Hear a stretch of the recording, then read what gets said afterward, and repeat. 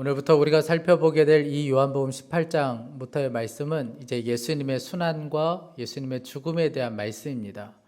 특별히 오늘부터 시작되는 이 요한복음 마지막 부분, 요한복음에 있어서도 가장 중요한 부분이 이 부분을 통해서 우리 안에 한 가지 소망하는 것이 있는데, 십자가 길 가는 것, 십자가 지는 것이 우리에게 결코 두렵지 않은 것임을 깨닫게 되고, 또 그렇게 우리 안에 결단이 일어나는 그런 놀라운 은혜가 있기를 간절히 축복합니다. 제가 초등학교 때 저수지에서 이제 형들하고 수영을 하고 있는데, 형들이 배를 하나 가지고 왔어요. 나무 배를 하나 가지고 와서 저에게 태워준다고 그랬습니다. 그래서 제가 얼른 탔지요. 그런데 이 배가 점점 깊은 곳으로 가면 갈수록 갑자기 무서운 마음이 드는 겁니다. 여러분, 그냥 배에 타 있으면 되죠. 그냥 타 있으면 어느 순간에 다시 돌아오지 않겠습니까? 그런데 제가 너무 무서운 마음에 그만 배에서 그냥 제가 뛰어내렸어요. 형들이 막 가만히 있으라고 하는데도 제가 그냥 뛰어내렸습니다. 저 그날 죽는 줄 알았어요. 그날 천국 가는 줄 알았습니다. 물에 빠져가지고 얼마나 물을 먹고 거기서 죽는 줄 알았는지, 형들이 구해주지 않았으면 아마 여러분들 못 봤을 겁니다. 여러분, 사람이 이 두려움에 한번 사로잡힌다는 것이 이와 같습니다.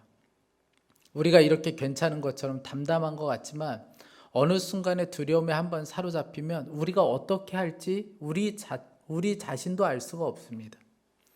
그런데 오늘 말씀해 보면 그 죽음의 위협 앞에서도 당당하셨던 한 분이 나오는데 예수님이세요. 오늘 말씀해 보니까 가룟 유다와 함께 병사들이 예수님을 잡겠다고 찾아왔어요. 온갖 무기를 다 가지고 예수님께 달려왔습니다. 그런데 예수님께서는 전혀 당황하지 않으셨다는 거예요. 그 무기 앞에서도 너무나도 당당하셨다는 겁니다. 여러분, 예수님은 어떻게 이러실 수 있었던 걸까요? 오히려 예수님께서는 그들을 향하여 뭐라고 말씀하시냐면, 너희들이 누구를 찾느냐?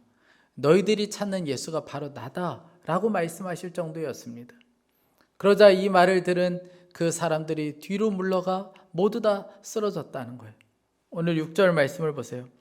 예수께서 그들에게 내가 그니라 하실 때에 그들이 물러가서 땅에 엎드러지는지라. 예수님의 그 권세에 압도된 사람들이 다 쓰러졌습니다. 그러니까 예수님께서는 죽음의 위협 앞에서도 도망가지 않으셨다는 거예요. 피하지 않았다는 겁니다. 하나님이 주신 그 고난의 잔을 마셨고 하나님께서 맡기신 그 십자가의 길을 당당히 걸어가셨다는 거예요. 여러분, 그런데 오늘 말씀에 나오는 또 한 사람이 있는데 베드로입니다. 베드로에게 첫 번째 고난의 시간이 찾아왔어요. 첫 번째 고난의 테스트가 시작이 되었습니다. 그렇게 의지하던 예수님이 지금 잡혀가게 되었고 본인도 지금 죽음의 위협 앞에 사로잡혀 있어요. 여러분, 베드로는 어떻게 했겠습니까? 베드로는 제자 중에 제자, 수제자로 불리는 사람이었습니다. 그런데 베드로는 기대를 저버리지 않고 수제자답게 행동했어요. 칼을 가지고 그때부터 휘두르기 시작했습니다. 다가오는 사람들을 위협하기 시작했어요. 그러다가 제사장의 종인 말고라는 사람의 귀를 잘라버렸습니다. 여러분, 저는 이 장면을 보면서 베드로가 용기가 있었기 때문에 그렇게 말고의 귀를 잘랐다고 생각하지 않습니다. 만약 진짜 용기가 있었다면 말고의 가슴을 찔렀겠죠. 배를 찔렀겠습니다. 그런데 그가 귀를 잘랐다는 것은 정신없이 그냥 칼을 휘두른 거예요. 그러다가 어쩌다가 말고의 귀를 잘라버린 것이죠.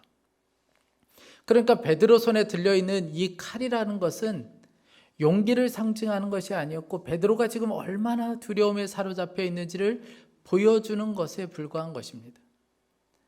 그러자 예수님께서는 그 베드로를 보시면서 오늘 11절 말씀에 아버지가 주신 그 잔, 아버지가 주신 그 고난의 잔을 내가 왜 마시지 않겠느냐고 오히려 말씀하세요.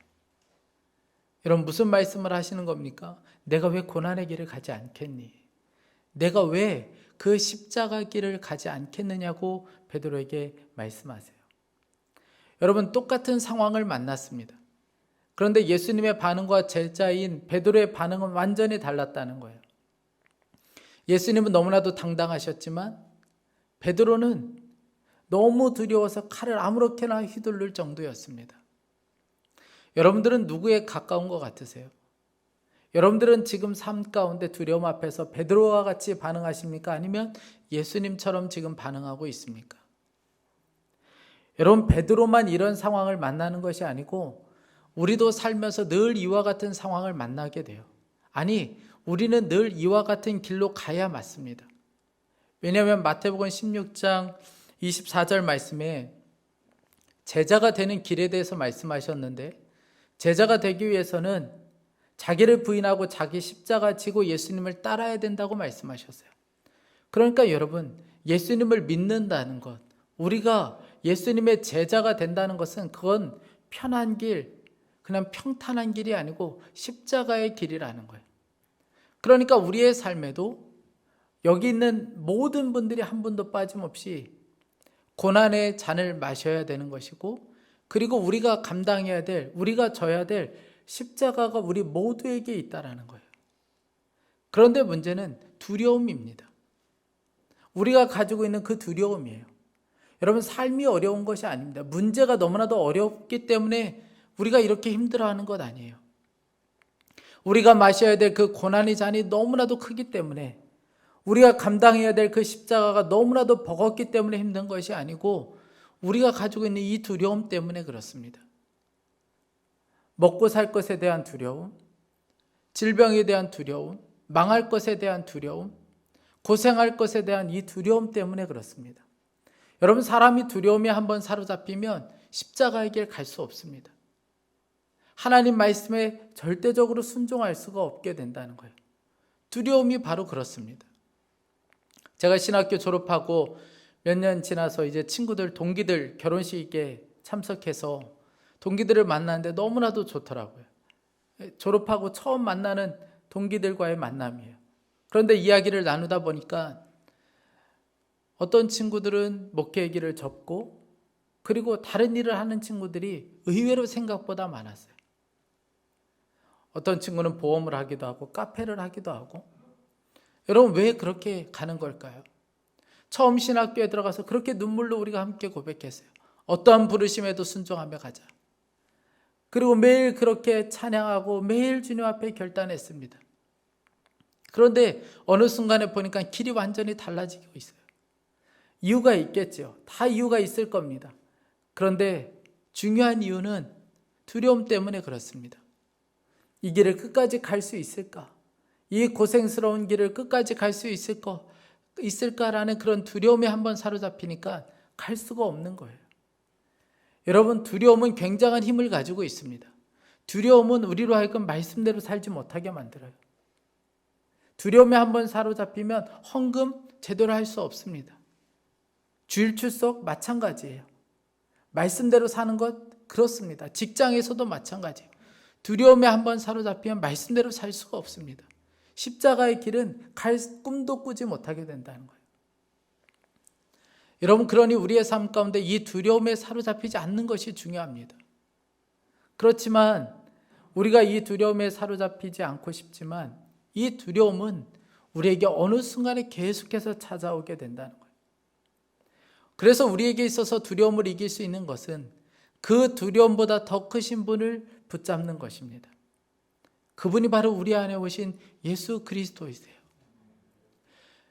예수님께서 칼을 그렇게 휘두르고 있는 베드로를 향하여 오늘 뭐라고 말씀하시냐면, 너 칼을 칼집에 꽂으라고 말씀하세요.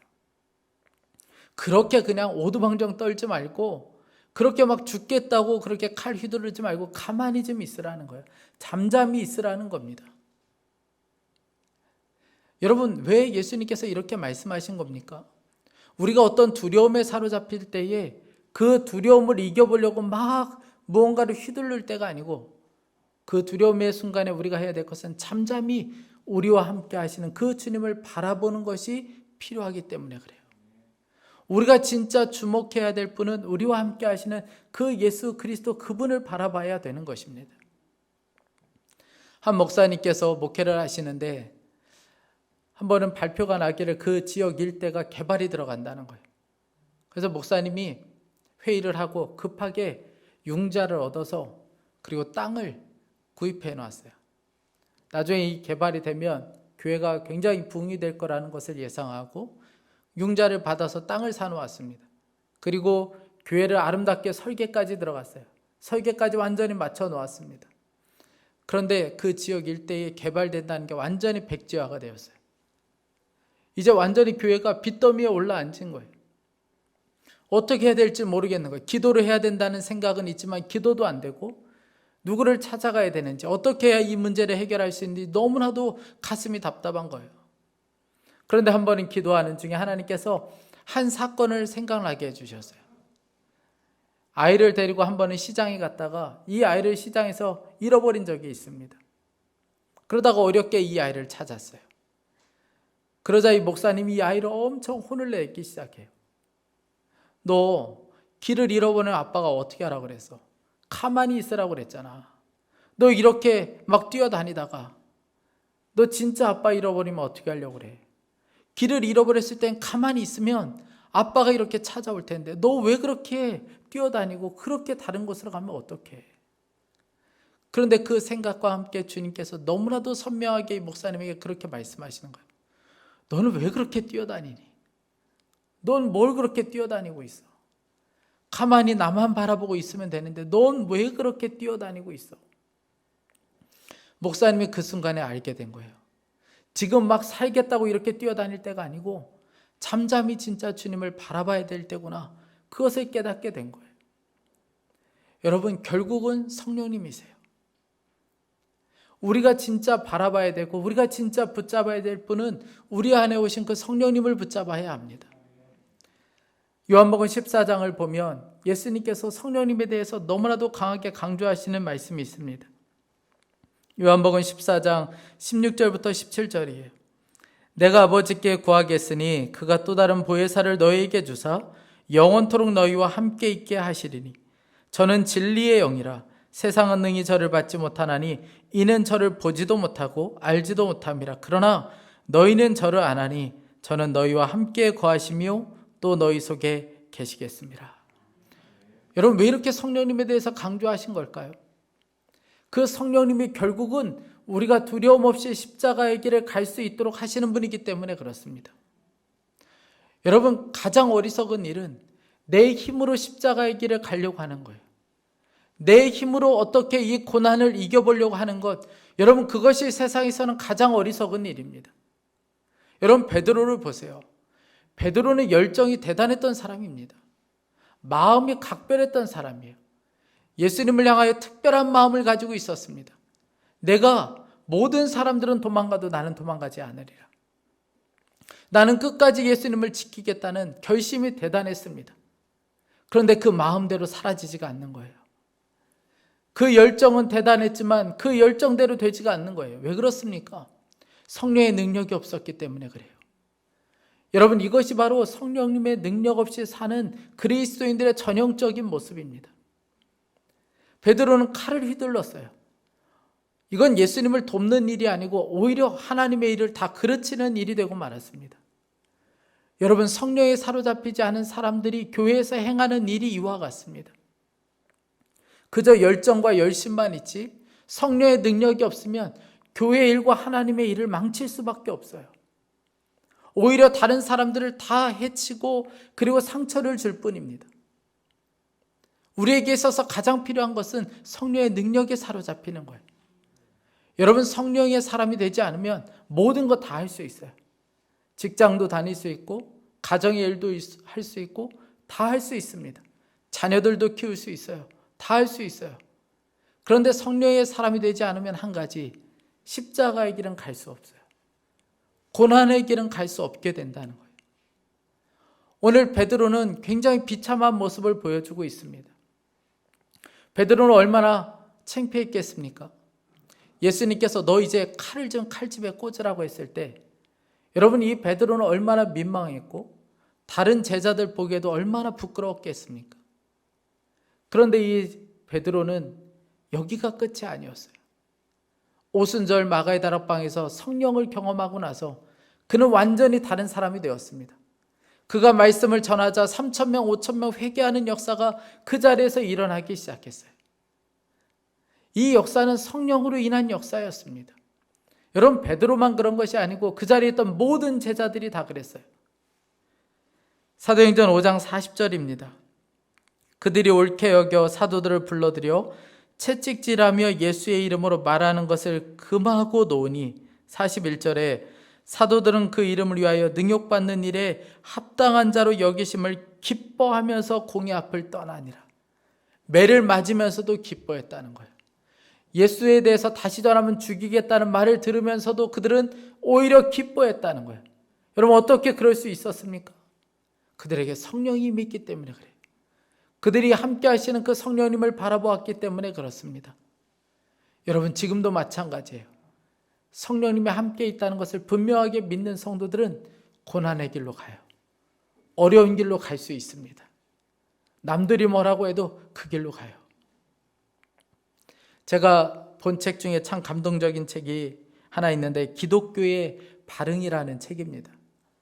이 기독교의 발흥이라는 이 책은 초기 기독교가 왜 성장할 수밖에 없었는가, 초기 기독교가 어떻게 성장할 수 있었는가에 대한 기록된 책입니다. 그런데 이 책을 보니까 그런 내용이 담겨져 있어요. 초기에 이 재앙과 재난이 일어나지 않았다면, 이 땅이 다 지축이 흔들릴 만한 이런 재난과 재앙이 일어나지 않았다면 기독교가 이렇게 서지 못했을 거라는 거예요. 그러면서 질병과 전염병에 대해서 이야기합니다. 주 165년과 250년경에 두 번의 로마에 엄청난 전염병이 퍼졌어요. 정확하게 알 수는 없지만 당시에 인구 3분의 1, 4분의 1이 그 전염병으로 다 죽게 되었습니다. 그러니까 하루에 수천 명이 죽어나간 거예요. 그때 그리스도인들과 그렇지 않은 사람들의 반응은 완전히 달랐습니다. 예수님을 믿지 않는 사람들, 그 사람들은 죽음을 경멸했어요. 죽음을 두려워했습니다. 그런데 그리스도인들은 그렇지 않았어요. 죽음과 맞서 싸웠고, 그리고 병에 걸린 사람들을 옆에서 돌보아 주었고, 그 사람들이 만약에 죽으면 장례를 대신 치러주기도 했습니다. 이 모든 것을 지켜본 한 사람이 이렇게 기록을 했어요. 우리 기독교인 형제들은 대부분 무한한 사랑과 충성심을 보여주었으며 한시라도 몸을 사리지 않고 상대방을 배려하였는데 온 힘을 쏟았습니다. 그들은 위험을 무릅쓰고 아픈 자를 도맡아 그리스도 안에서 모든 필요를 공급하고 섬겼습니다. 그리고 병자들과 함께 평안과 기쁨 속에 생애를 마감했습니다. 그들은 환자들로부터 병이 옮자 그 아픔을 자신에게로 끌어와 기꺼이 고통을 감내했습니다. 많은 이들이 다른 이를 간호하고 치유하다가 사망을 자신에게로 옮겨와 대신 죽음을 맞았습니다. 우리 형제들 가운데 가장 뛰어난 사람들이 이런 식으로 목숨을 잃었습니다. 그 중에는 크게 칭찬받는 장로와 집사와 평신도들도 있었고, 큰 경건과 강건한 믿음의 결실인 이런 죽음은 어느 모로 보나 순교와 다를 바 없었습니다. 여러분, 예수님을 믿고 나서 우리 안에 일어난 놀라운 기적 중의 기적은 우리 안에 두려움이 사라지게 되는 거예요. 두려움 사라지고 말씀대로 살게 되는 것입니다. 그것이 바로 우리 안에 일어난 기적 중의 기적이에요. 어떻게 이 일이 가능할 수 있었습니까? 죽음의 위협 앞에서도 당당하셨던 그 예수님이 성령님으로 우리 가운데 오셨기 때문에 그렇습니다. 그러니 여러분, 고난 없게 해달라고 기도하지 마세요. 그냥 문제없는 편한 길 가게 해달라고 여러분 기도하지 마세요. 여러분, 세상에 그런 길은 없습니다. 대신에 성령의 능력을 구하세요. 성령의 능력을 달라고 기도하세요.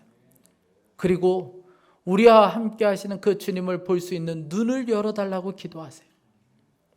사도 바울이 에베소서 1장에서 이 에베소 교회 성도들을 위해서 간절하게 기도했는데, 그 기도의 제목은 다른 것에 있지 않고 하나님, 저들로 하여금 하나님을 알 수 있게 해달라는 기도였습니다. 하나님, 저들로 하여금 하나님을 알 수 있게 해주십시오. 당시 에베소 교회 상황은 지금보다도 더 열악한 상황이었어요. 상황과 처지가 말도 못하게 어려웠습니다. 그런데 그때 사도 바울은 하나님, 저들에게 살 길을 열어주십시오, 이런 기도하지 않았다는 거예요. 하나님, 저들로 하여금 좋은 황제 만나서 편하게 살 수 있게 해주세요. 오늘 끼니를 좀 해결할 수 있게 해주세요. 그렇게 기도하지 않았다는 거예요. 오히려 하나님을 볼 수 있는 눈을 열어주십시오. 그 눈을 열어주셔서 하나님을 알게 해달라고 간절하게 기도했다는 거예요. 왜냐하면 하나님을 알게 되면, 우리와 함께 하시는 그 주님을 볼 수 있는 눈이 열리면 그때 고난의 길도 갈 수 있기 때문에 그렇습니다. 사랑하는 성도 여러분, 우리 한국교회에 지금 필요한 것은 칼을 휘두르는 사람이 필요한 게 아니에요.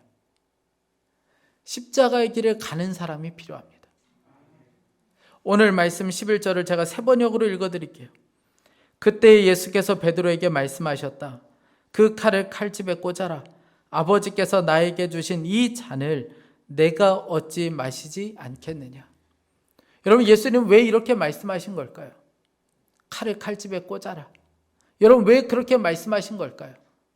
하나님의 나라는 칼로 세워지는 것이 아니고 십자가 지는 것을 통해서 세워지기 때문에 그렇습니다. 그러니까 지금 말씀하시는 거예요. 지금 필요한 사람은 칼을 휘두를 사람이 필요한 게 아니다. 십자가의 길을 가는 그 사람이 필요하다. 그 말씀을 하고 계신 것이죠. 고린도전서 1장 18절이에요. 십자가의 도가 멸망하는 자들에게는 미련한 것이요 구원을 받는 우리에게는 하나님의 능력이라. 그 미련해 보이는 십자가의 길, 그 십자가의 길을 가는 사람들을 통해서 하나님 나라가 완성된다는 거예요. 하나님의 뜻이 이루어진다는 것입니다. 여러분, 저는 교회를 세워가려고 하면 그래도 힘 있는 사람이 필요하고 그래도 능력 있는 사람이 필요하다는 생각이 늘 마음 한구석에 있었어요. 여러분들도 그렇지 않습니까? 그래도 힘이 있고 능력 있는 사람이 우리 교회에 있어야, 그래야 우리 교회가 제대로 설 수 있지.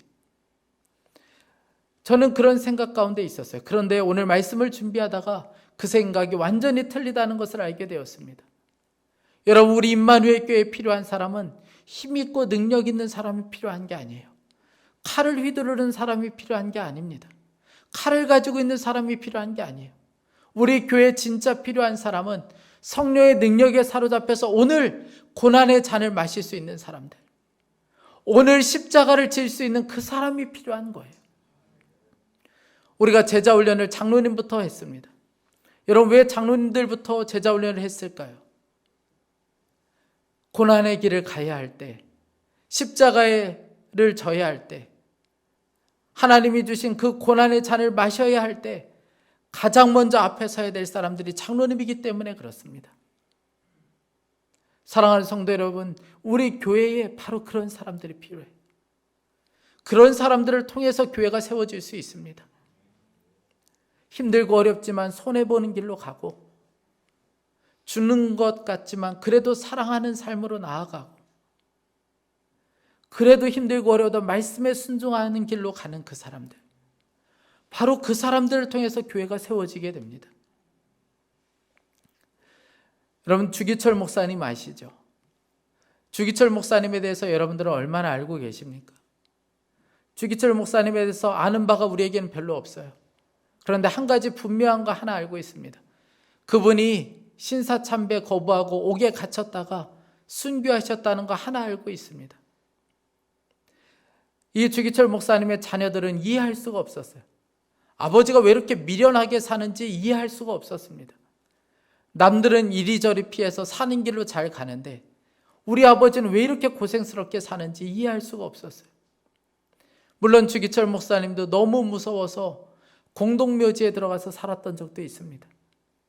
그런데 기도하다가 지금 이렇게 할 때가 아니고 죽어야 될 때구나, 지금은 십자가를 져야 될 때구나, 그거 깨달으시고 다시 교회로 돌아오셔서 일사각오라는 제목의 설교를 하시고 잡혀가셨어요.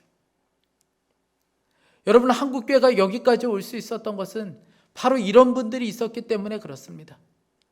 죽는다는 거 알면서도, 고생스럽다는 것을 알면서도 십자가 지는 그 길로 가셨던 그분들 때문에 한국교회가 여기까지 올 수 있었던 것이죠. 앞으로도 마찬가지입니다. 여러분, 칼로는 교회 세울 수 없습니다. 힘으로는 교회 세울 수 없어요. 가정도 마찬가지입니다. 칼로, 힘으로 여러분 가정 절대 세울 수가 없습니다. 오직 하나, 십자가 지는 것을 통해서 교회가 세워질 수 있어요. 십자가 지는 삶을 통해서 우리의 가정이 살 수 있습니다. 여러분, 때로는 희생해야 될 일이 있어요. 누군가는 가장 앞에 서야 될 때가 있습니다.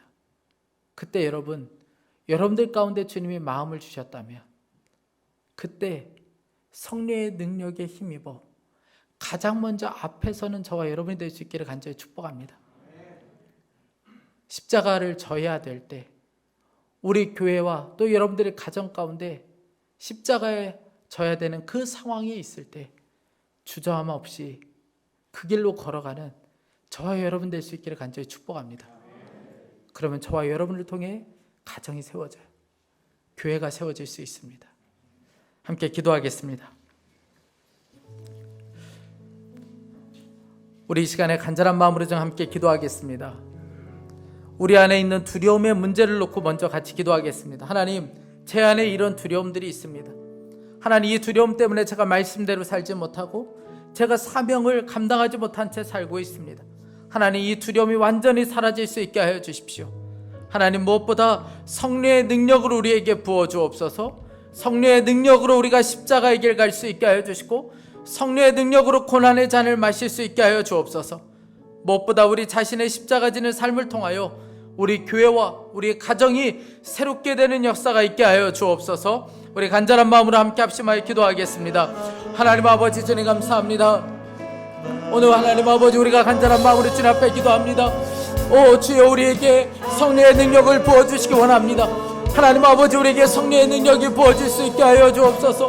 우리와 함께 하시는 그 성령님을 바라보는 눈이 열릴 수 있게 하여 주시고 하나님 아버지, 주님을 바라보는 눈이 우리에게 온전히 열려질 수 있게 하여 주옵소서. 우리가 성령의 능력으로 십자가의 길 갈 수 있게 하여 주시고 성령의 능력에 사로잡혀 하나님 아버지 고난의 길을 걸어갈 수 있게 하여 주옵소서. 하나님, 우리 교회에서 우리 가정 안에서 하나님 우리 자신이 십자가 지는 삶을 살 수 있게 하여 주십시오. 힘들고 어렵지만 죽는 것 같아도 말씀대로 사는 길로 가고 하나님 아버지, 힘들어도 사랑하는 삶으로 가고 하나님 아버지, 손해봐도 억울한 일을 당해도 우리가 하나님 아버지 끝까지 말씀대로 사는 이 길로 걸어갈 수 있게 하여 주옵소서. 하나님 아버지, 주님을 신뢰합니다. 하나님 아버지, 주님 우리를 붙잡아 주소서. 성령 기름 부어 주소서. 하나님 아버지, 주님 우리가 기쁨으로 이 길을 걸어갈 수 있게 하여 주시기 원합니다. 하나님 아버지, 우리 교회 안에 칼을 휘두르는 자가 아니고 하나님 십자가 지는 자 하나님 계속해서 일어나게 하여 주시고 하나님 그들을 통하여 교회가 새롭게 되는 역사를 볼 수 있게 하여 주옵소서. 하나님 아버지, 우리의 두려움이 떠나가게 하여 주시고 하나님 먹고 사는 두려움, 질병에 대한 두려움, 하나님 모든 것들이 예수 그리스도의 이름으로 떠나가게 하여 주시고 하나님 성령의 능력이 우리 가운데 부어질 수 있게 하여 주옵소서. 오늘 하나님 아버지, 우리의 심령이 새로워지는 역사가 있게 하여 주옵소서. 하나님 주님 역사하소서. 사랑하는 하나님 아버지, 우리에게 깊은 두려움이 있습니다. 망할 것에 대한 두려움, 먹고 살 것에 대한 두려움, 질병에 대한 두려움, 미래에 대한 두려움으로 우리가 하나님 완전히 사로잡혀 지낼 때가 너무나도 많습니다.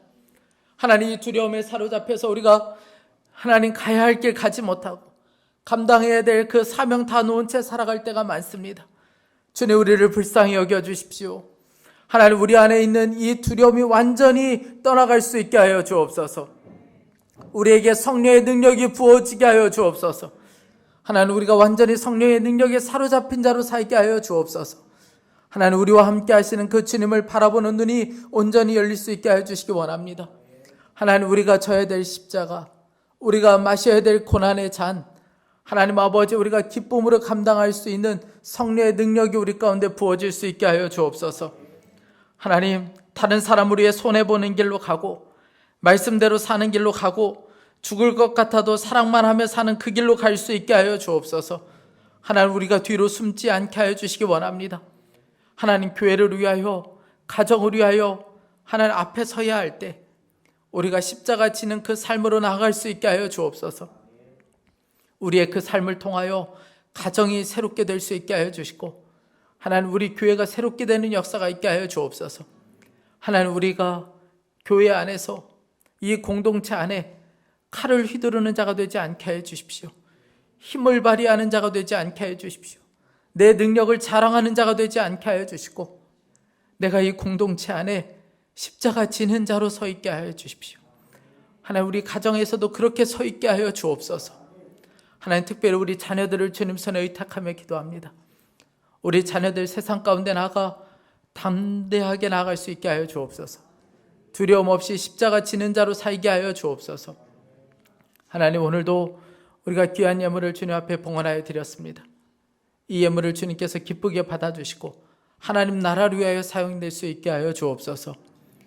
하나님 이 나라를 주의 보혈로 덮어주시고 특별히 질병으로 인하여 재정적인 묶임 가운데 어려움 당하는 성도들 그 두려움에서 완전히 자유함을 얻고 오직 주님 손에 붙잡혀 하나님 성령의 능력으로 일어설 수 있게 하여 주옵소서.